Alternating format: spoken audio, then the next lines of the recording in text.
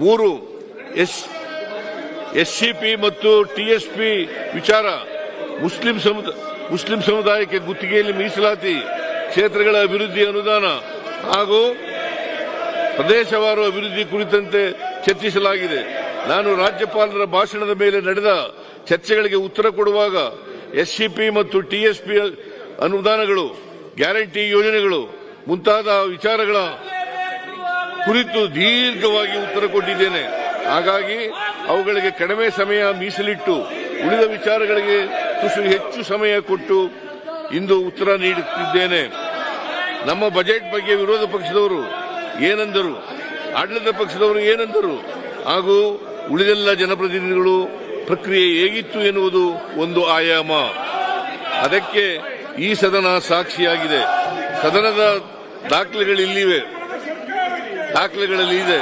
ಎರಡನೇದಾಗಿ ನಮ್ಮ ಬಜೆಟ್ ಅನ್ನು ಈ ಬಾರಿ ಮಾಧ್ಯಮಗಳು ಅಭೂತಪೂರ್ವವಾಗಿ ಸ್ವಾಗತಿಸಿವೆ, ಶ್ಲಾಘನೆ ಮಾಡಿವೆ, ವಿಶ್ಲೇಷಣೆಗಳನ್ನು ಬರೆದಿವೆ. ನಮ್ಮ ಬಜೆಟ್ ಅನ್ನು ಅರ್ಥ ಮಾಡಿಕೊಂಡು ಜನರಿಗೆ ತಲುಪಿಸಿದ್ದಕ್ಕಾಗಿ ಮಾಧ್ಯಮಗಳನ್ನು ಅಭಿನಂದಿಸುತ್ತೇನೆ. ನಮ್ಮಿಬ್ಬರನ್ನು ಹೊರತುಪಡಿಸಿ ನಾಡಿನ ವಿವಿಧ ವಲಯಗಳ ಜನರು ಹೇಗೆ ಪ್ರತಿಕ್ರಿಯಿಸಿದ್ದಾರೆ ಎಂಬುದನ್ನು ಗಮನಿಸಬೇಕಾಗಿದೆ. ಕೆಲವು ಉದಾಹರಣೆಗಳನ್ನು ನೀಡಬಯಸುತ್ತೇನೆ. ಹಾಗೆ ಮಾಡಬೇಕಾದದ್ದು ನನ್ನ ಕರ್ತವ್ಯ. ಬೇರೆಯವರು ಮಾಧ್ಯಮಗಳಲ್ಲದೆ, ಸದಸ್ಯರಲ್ಲದೆ, ಬೇರೆಯವರು ಮಾತನಾಡದಂತವರು ಅಲ್ಲದೆ, ಬೇರೆಯವರು ಹೊರಗಡೆ ಇರ್ತಕ್ಕಂಥವ್ರು, ಸದನದ ಹೊರಗಡೆ ಇರ್ತಕ್ಕಂಥವ್ರು ಏನು ಅಭಿಪ್ರಾಯಗಳನ್ನು ವ್ಯಕ್ತ ಮಾಡಿದ್ದಾರೆ ಅಂತಕ್ಕಂಥದ್ದನ್ನು ಕೂಡ ಸದನದ ಗಮನಕ್ಕೆ ತರಲಿಕ್ಕೆ ಬಯಸ್ತಾ ಇದ್ದೇನೆ. FKCCI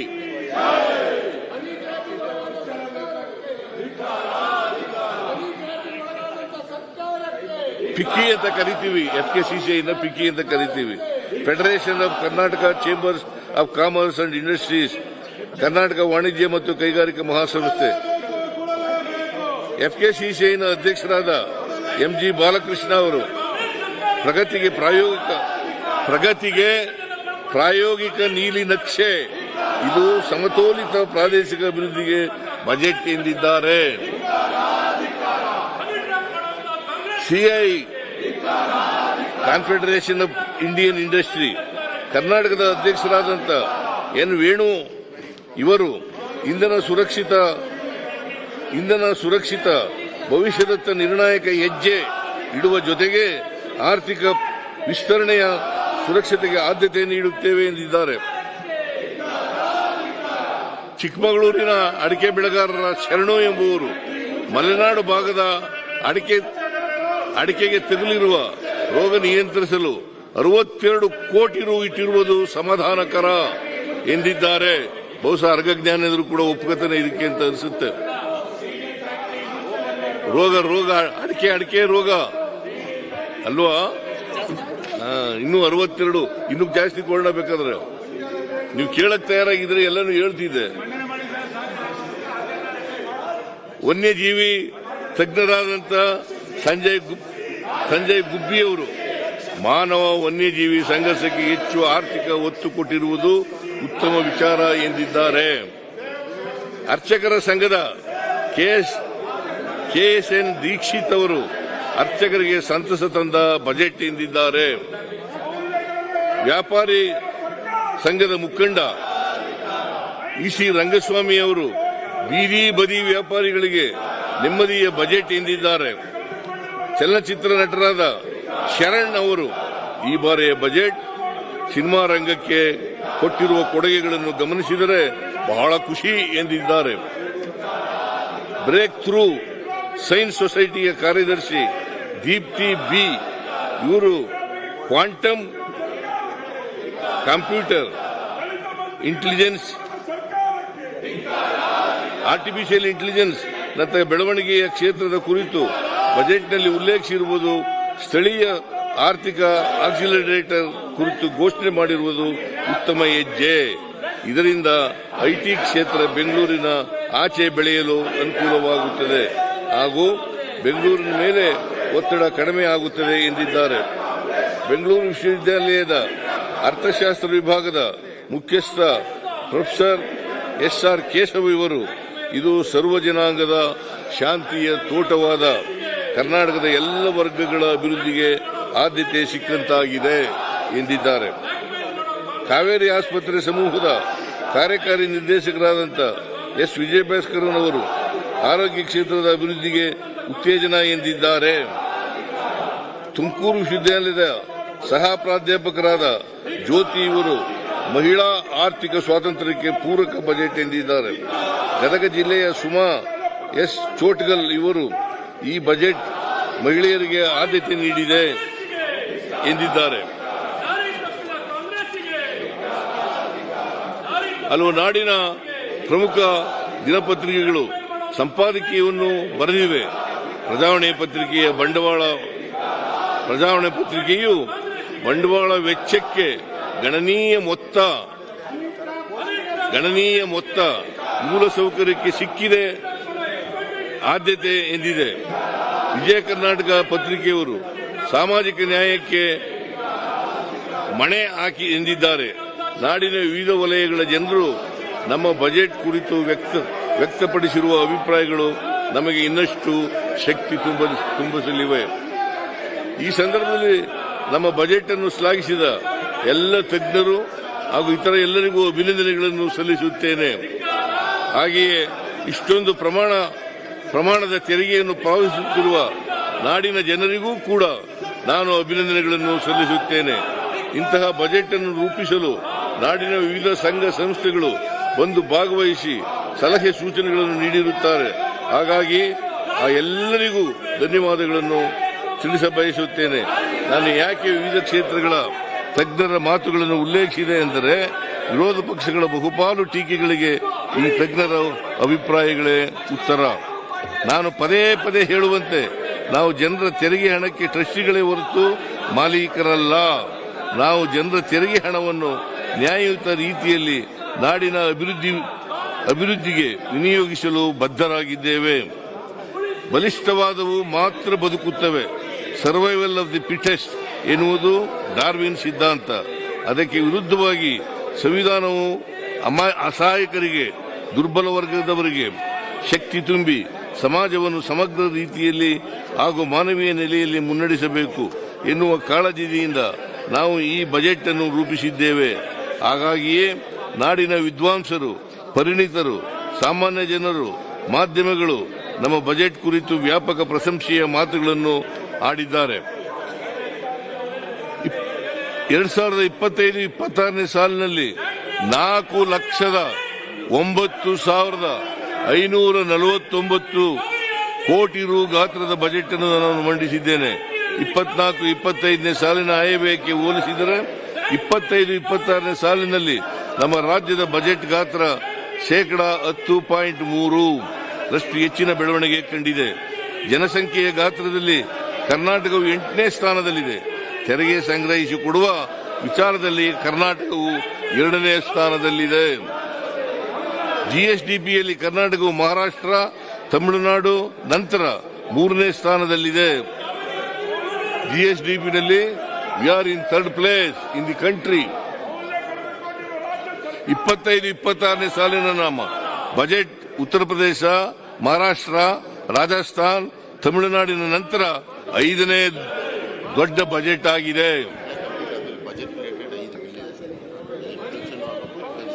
ಇದೇ ಸಂದರ್ಭದಲ್ಲಿ 2025-26ನೇ ಸಾಲಿಗೆ ಸಂಬಂಧಿಸಿದಂತೆ ಕೇಂದ್ರದ ಹಣಕಾಸು ಸಚಿವರಾದಂಥ ನಿರ್ಮಲಾ ಸೀತಾರಾಮನ್ ಅವರು ಮಂಡಿಸಿರುವ ಬಜೆಟ್ ಗಾತ್ರ 50,65,00,000.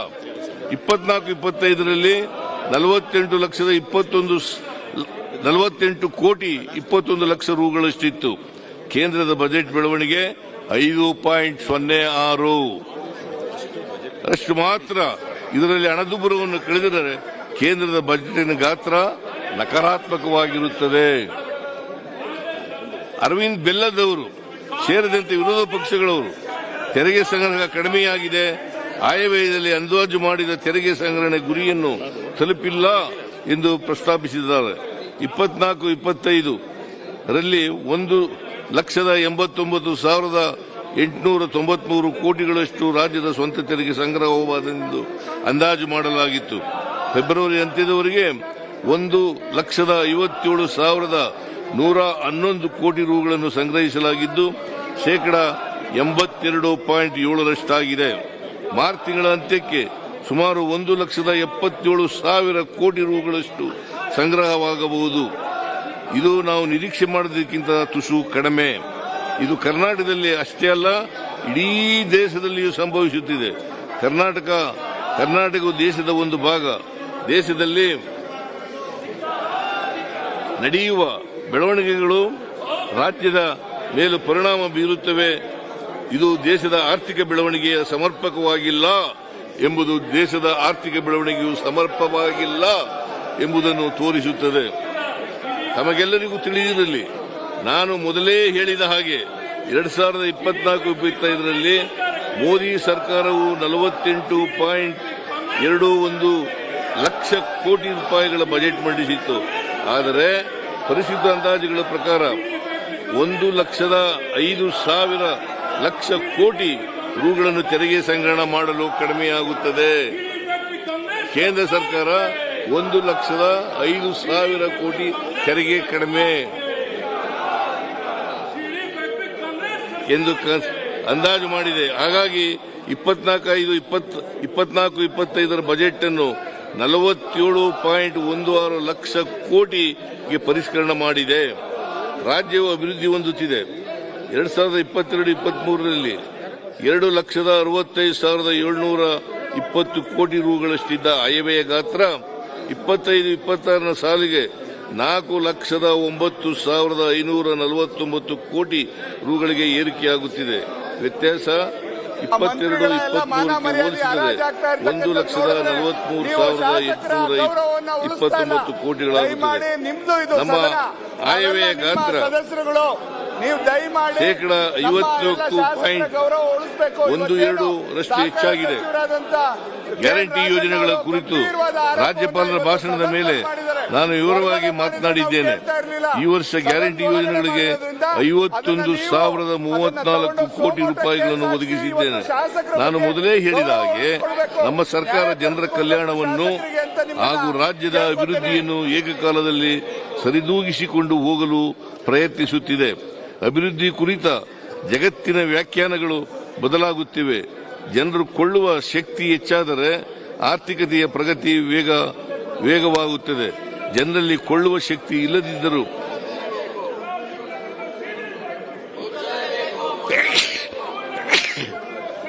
ಆರ್ಥಿಕತೆ ಅಂಗವಿಕಲವಾಗುತ್ತದೆ. ಇದೇ ಗುಜರಾತಿನ ಮಾದರಿಗೂ ಕರ್ನಾಟಕ ಮಾದರಿಗೂ ಇರ್ತಕ್ಕಂಥ ವ್ಯತ್ಯಾಸ. ವಿತ್ತೀಯ ಕೊರತೆಯು ಜಿಎಸ್ಡಿಪಿಯ ಶೇಕಡಾ 3% ಮೀರಬಾರದು ಎಂದಿದೆ. ಅದರಂತೆ ನಮ್ಮ ವಿತ್ತೀಯ ಕೊರತೆಯು 2.95ರಷ್ಟಿದೆ. ಹಾಗೆಯೇ ಜಿಎಸ್ಡಿಪಿಗೆ ಎದುರಾಗಿ ನಮ್ಮ ಹೊಣೆಗಾರಿಕೆಗಳು ಶೇಕಡಾ 25ರಷ್ಟು ಮೀರಬಾರದು ಎಂದಿದೆ. 25-26ರ ಹೊಣೆಗಾರಿಕೆ 24.91 ರಷ್ಟಾಗುತ್ತದೆ. ಕರ್ನಾಟಕವು 21-22, 26-27ರಷ್ಟು ಹೊಣೆಗಾರಿಕೆಯನ್ನು ಹೊಂದಿತ್ತು. 21-22ರಲ್ಲಿ ವಿತ್ತೀಯ ಕೊರತೆ 3.3ರಷ್ಟಿತ್ತು. ಅಂದರೆ ಬಿಜೆಪಿ ಸರ್ಕಾರದಲ್ಲಿ ಈ ಮಿತಿಗಳನ್ನ ಮೀರಿದ್ದು, ಮಾನದಂಡಗಳನ್ನು ಮೀರಿ ಹೋಗಿತ್ತು. ಅದು ಬಿಜೆಪಿಯವರ ಕಾಲದಲ್ಲಿ ಆಗಿದ್ದಂಥದ್ದು. ನಮ್ಮ ಕಾಲದಲ್ಲಿ ನಾವು ಆರ್ಥಿಕ ಶಿಸ್ತನ್ನ ಕಾಪಾಡಿಕೊಂಡಿದ್ದೇವೆ. ನಮ್ಮ ಸರ್ಕಾರ ಗ್ಯಾರಂಟಿ ಯೋಜನೆಗಳಿಗೆ 51,000 ಕೋಟಿ ಸೇರಿದಂತೆ ಇತರ ಎಲ್ಲ ಕಲ್ಯಾಣ ಯೋಜನೆಗಳಿಗೆ ಹಾಗೂ ಸಹಾಯಧನಗಳಿಗೆ ಸರಿಸುಮಾರು 1 ಲಕ್ಷ ಕೋಟಿವರೆಗೆ ವಿನಿಯೋಗಿಸುತ್ತಿದೆ. ಇವೆಲ್ಲವೂ ಮಧ್ಯವರ್ತಿಗಳಿಲ್ಲದೆ ಜನರಿಗೆ ನೇರವಾಗಿ ತಲುಪುವ ಕಾರ್ಯಕ್ರಮಗಳಾಗಿವೆ. ಗ್ಯಾರಂಟಿ ಯೋಜನೆಗಳಿಗೆ 51,000 ಕೋಟಿ, ರೈತರ ಪಂಪ್ಸೆಟ್ಗಳಿಗೆ ಉಚಿತ ವಿದ್ಯುತ್ ನೀಡಲು 18,000 ಕೋಟಿ, ವಿವಿಧ ಸಾಮಾಜಿಕ ಪಿಂಚಣಿ ಯೋಜನೆಗಳಿಗೆ 10,835 ಕೋಟಿ ಹಾಗೂ ಮನೆ ನಿರ್ಮಾಣ ಸಬ್ಸಿಡಿ, ವಿದ್ಯಾರ್ಥಿ ವೇತನ ಸೇರಿದಂತೆ ಇತರ ಎಲ್ಲ ಇಲಾಖೆಗಳು ಸಹಾಯಧನಗಳನ್ನು, ಹಾಲಿನ ಉತ್ಪಾದಕರಿಗೆ ನೀಡುವ ಪ್ರೋತ್ಸಾಹಧನ ಇತ್ಯಾದಿ ಎಲ್ಲವೂ ಸೇರಿ ಸುಮಾರು 20,000 ಕೋಟಿ ಇವೆಲ್ಲ ಸೇರಿ ಒಟ್ಟಾರೆ 1 ಲಕ್ಷ ಕೋಟಿಗಳಾಗುತ್ತವೆ.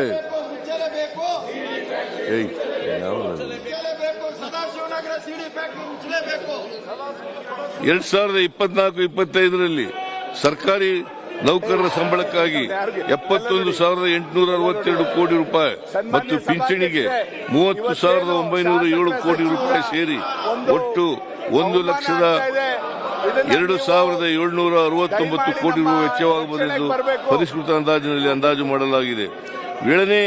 ಏಳನೇ ವೇತನ ಆಯೋಗ ಜಾರಿಯಾಗಿರುವುದರಿಂದ 25-26ನೇ ಸಾಲಿಗೆ ಸರ್ಕಾರಿ ನೌಕರರ ಸಂಬಳಕ್ಕಾಗಿ 85,860 ಕೋಟಿ ರು ಮತ್ತು ಪಿಂಚಣಿಗಾಗಿ 38,580 ಕೋಟಿ ರು ಸೇರಿ ಒಟ್ಟು ವೇತನಗಳಿಗಾಗಿ 1,24,440 ಕೋಟಿ ರು ವೆಚ್ಚವಾಗಬಹುದೆಂದು ಅಂದಾಜು ಮಾಡಲಾಗಿದೆ. ಬಡ್ಡಿ ಪಾವತಿಗಾಗಿ 45,600 ಕೋಟಿ ರು ವೆಚ್ಚ ಮಾಡಬೇಕಾಗುತ್ತದೆ. ವೇತನ, ಪಿಂಚಣಿ ಮತ್ತು ಬಡ್ಡಿ ಪಾವತಿಗಳಿಗಾಗಿ ಒಟ್ಟು 1,70,40 ಕೋಟಿ ರೂಪಾಯಿಗಳು. 25-26ರಲ್ಲಿ ನಾನು ಮಂಡಿಸಿದ್ದು 16ನೇ ಬಜೆಟ್. ನನಗೆ ದಾಖಲೆಗಳನ್ನು ಮಾಡುವುದರಲ್ಲಿ ನಂಬಿಕೆ ಇಲ್ಲ.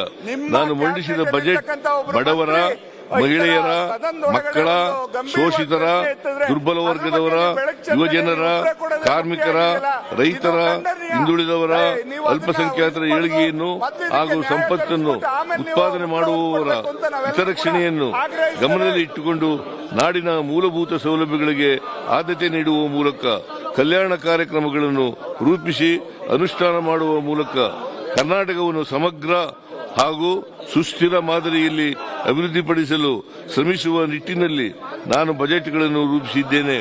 ಈ ಬಾರಿಯೂ ಅದೇ ಕೆಲಸವನ್ನು ಮಾಡಿದ್ದೇನೆ ಎಂಬುದು ನನ್ನ ದೃಢವಾದ ನಂಬಿಕೆ.